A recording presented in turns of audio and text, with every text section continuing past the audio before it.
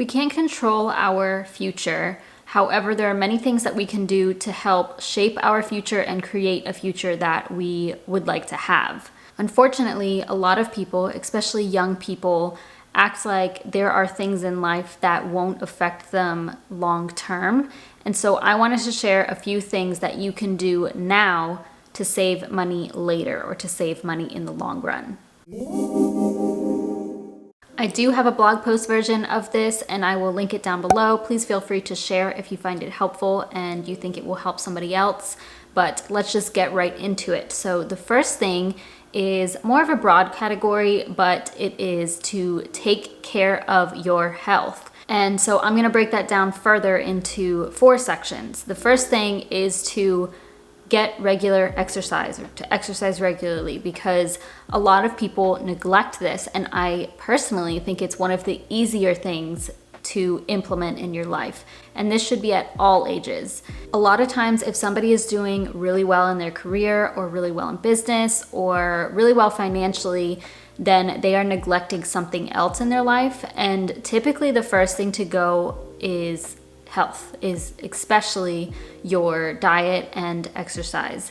And if you neglect your body, if you are not getting regular movement, if you're not exercising, if you're not sweating, this can cause health problems. Of course, this is not anything new here. We all know this. If you're not exercising regularly, then this can lead to obesity, this can lead to joint pain, this can lead to weakened bones, a lot of things. And if you're not exercising right now, you may not be experiencing those health effects, but in the future, you may have issues. And what are those issues going to cause in the future? It's going to cause disease, chronic diseases, other health problems, hospital visits, medication, all sorts of things which cost money.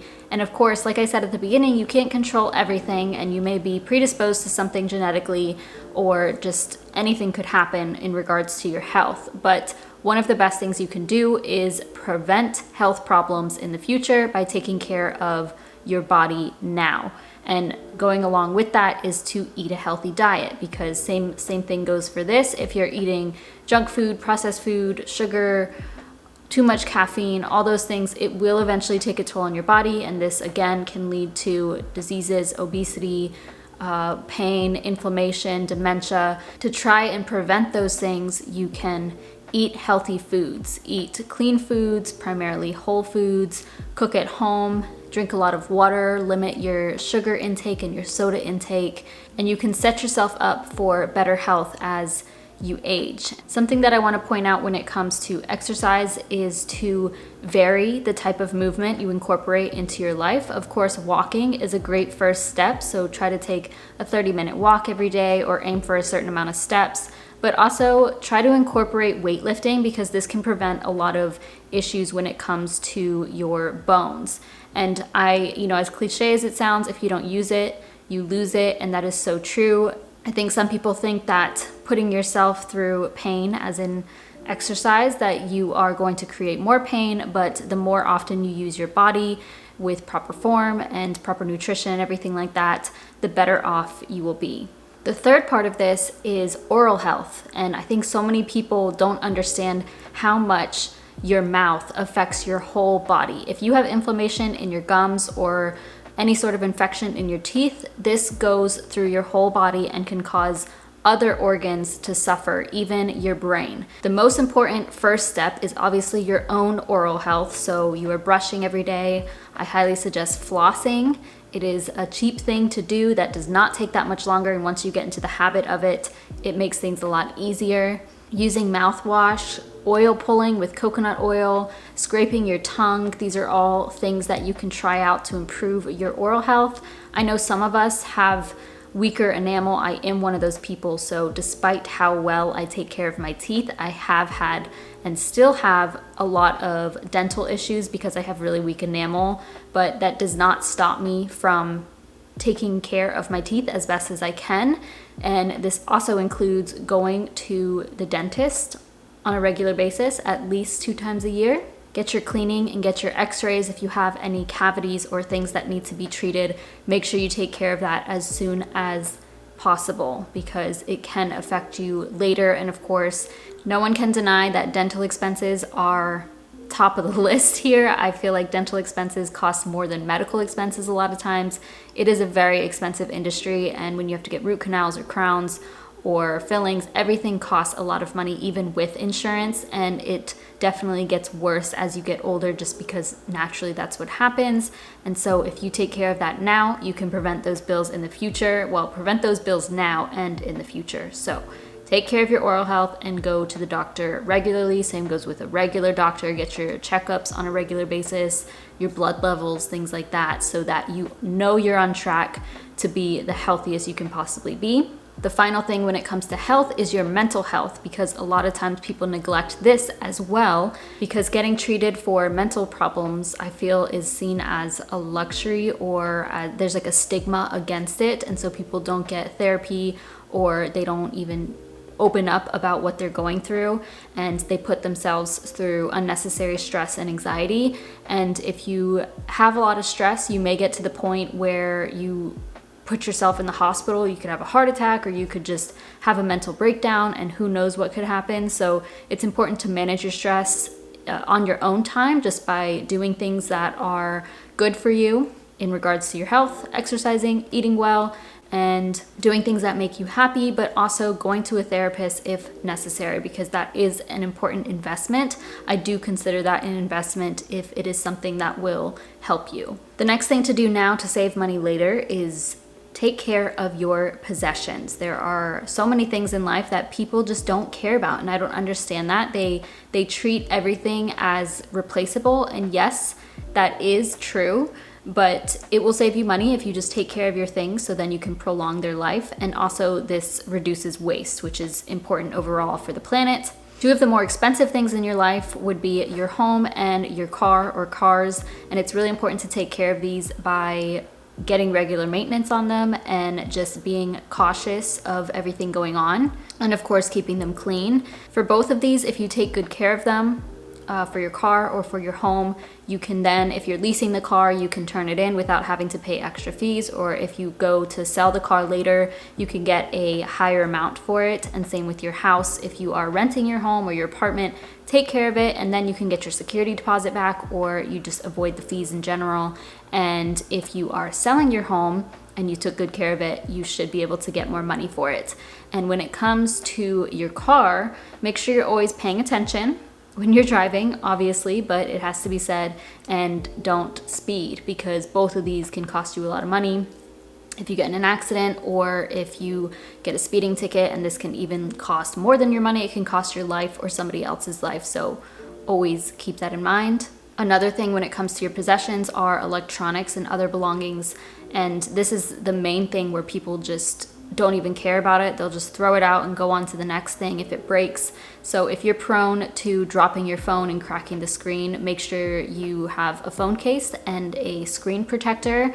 That way you can keep your phone for longer and then sell it later, or turn it back in and get the money back for it.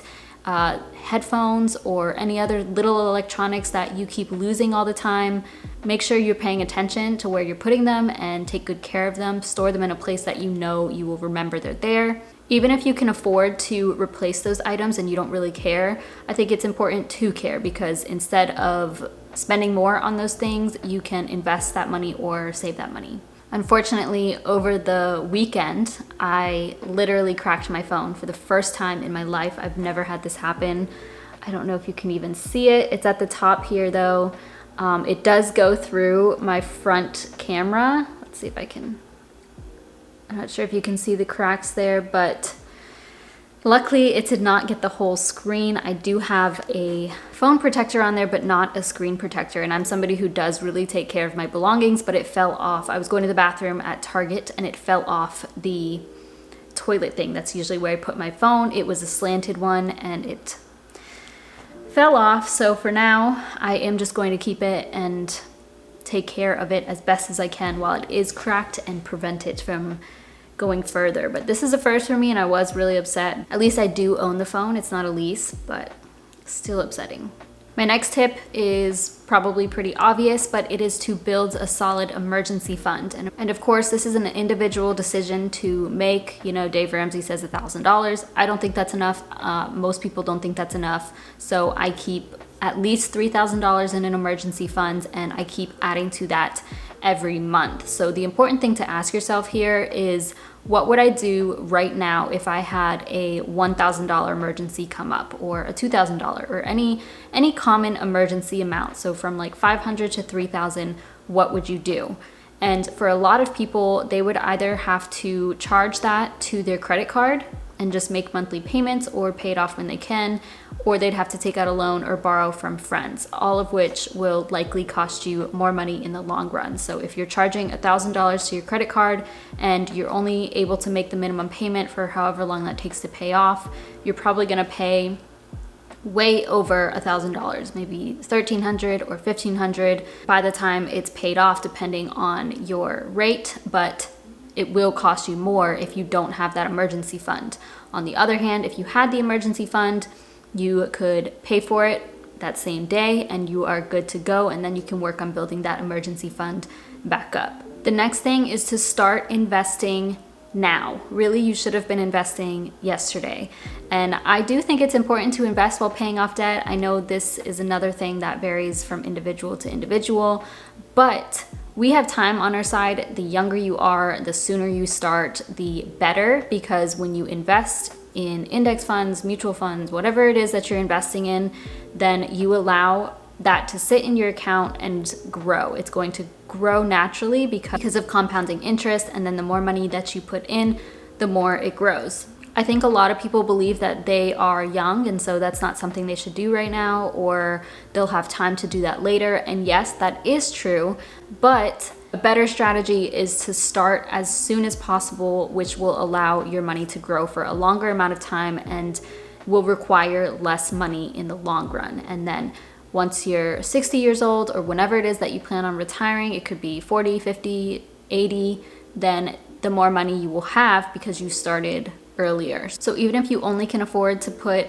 a few bucks into an investment account each month, I highly suggest you do it, and then work on improving your finances and increase that contribution as much as you can every week, every month, every year, and go from there. My final tip is to do your own research when it comes to financial decisions and continue to educate yourself on finances, because this will pay off so much in the long run. And the first point of this in doing your own research is that as you age and the people around you are talking to you, they will give you advice that may or may not be good.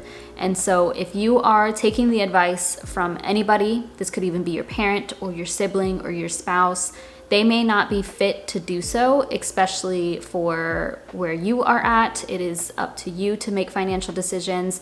And so it's not always wise to listen to somebody when it comes to finances or any advice in that matter. So it is worth it to do your own research when it comes to financial decisions. Otherwise, you may do something that is not best for you or that you regret later and could cost you more in the long run. I know there are several things that I have done that I definitely wish I didn't listen to the advice that was offered to me, because I would have been in a better place financially now. And then the second part of that is the more that you educate yourself by reading books or watching YouTube videos or reading articles on finance and personal finance, then the more money you can earn, the more money you can make and save. You just become a more well-rounded person in finances, and that's really important because as you go through your journey, there are so many things to learn and it helps tremendously. So for example, had I not gone through this debt-free journey and educated myself so much when it came to debt, I wouldn't have gone on to the next thing, which was investing. And then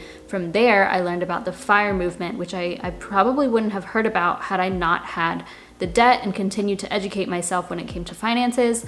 And now I know what I want to do in the present moment to improve my future. And this has shaped me to be who I am today and the financial decisions I make. So it is very important to continue to educate yourself and make your own decisions when it comes to money. So those are all the things that you can do now to save money in the future. Please comment down below if there's anything that you would add to this, because that will help all of us out. I do think it's important to think long term, not just in the present moment. Of course, we do want to live as presently as we can, but thinking of your future is also very important, and you have a lot more control of that than you think you do. Thank you so much for watching. Please give it a thumbs up. It really supports my channel, and subscribe if you haven't already, and I will see you in my next video.